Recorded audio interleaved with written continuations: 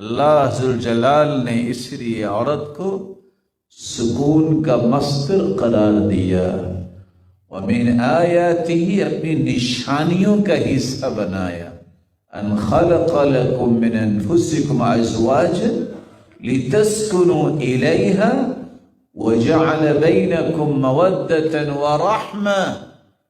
اللہ تعالیٰ کی نشانیوں میں یہ نشانی ہے کہ تمہاری بیویوں کا بندوبست کیا، جنہیں سکون کا مصدر قرار دیا ہے، اور محبت بھی رکھ دی، رحمت بھی رکھ دی۔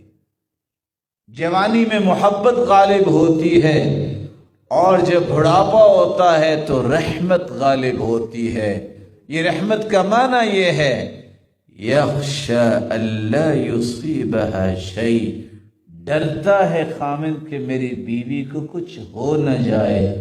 اس لیے سلف صالحین کہا کرتے تھے جس کے ذہن میں یہ سوچ نہیں ہے قرآن مجید کی روشنی میں، اسے اللہ سے توبہ کرنا چاہیے، اس کے ایمان کی وہ کیفیت نہیں ہے جو اللہ کے ہاں مطلوب ہے۔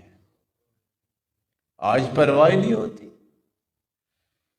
اس قدر لاپرواہی کہ اس کو لوگ دین سمجھ بیٹھے۔ میں 10 سال کے لیے جا رہا ہوں، اور کہاں جا رہے ہیں؟ میں دعوت کے لیے نکل رہا ہوں۔ اسلام کے اندر دعوت کا کوئی نظام نہیں ہے جہاں آپ بچوں اور بیوی کو ذبح کر کے جاؤ۔ سیدنا رسول اللہ صلی اللہ علیہ وسلم جب سفر پہ نکلتے تو قرآن اندازی کرتے، جس بیوی کا نام نکلتا اس کو ساتھ لے کے جاتے۔ کاش کسی نے ریاست مدینہ کے خد و خال پڑھے ہوں تو عمر کی یہ بات اسے یاد رہے۔ جب عمر نے ایک بات سنی تھی رات گشت کرتے کرتے، تطاول هذا الليل واسود جانبه وارقني الا خليل الاعبه فلولا الله انی اراقبه لحرك من السریر جوانبه۔ تو سیدہ حفصہ اپنی بیٹی سے آ کے پوچھا کہ عورت مرد کی سرپرستی کے بغیر کتنا وقت گزار سکتی ہے؟ تو انہوں نے 3 مہینوں کا اشارہ کیا، تو آرڈر جاری کیے کوئی سرحد پہ بھی موجود ہے میدان جہاد میں تو 4 مہینے کے بعد اپنے گھر آئے۔ یہ تو آج بادشاہی نظام ہے کہ 10 سال پتہ ہی نہیں ہوتا کہ خامند کدھر ہے، اور خامند کو پرواہ نہیں ہوتی بیوی بچوں کی۔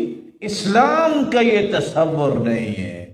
رسول اللہ صلی اللہ علیہ وسلم کے تو یہ الفاظ ہیں، ان مما یہمنی امرکن بعدی، میری بیوی ہے، مجھے فکر رہتا ہے کہ میرے بعد تمہارا کیا بنے گا، کہیں تم پہ کوئی فتنہ نہ آ جائے۔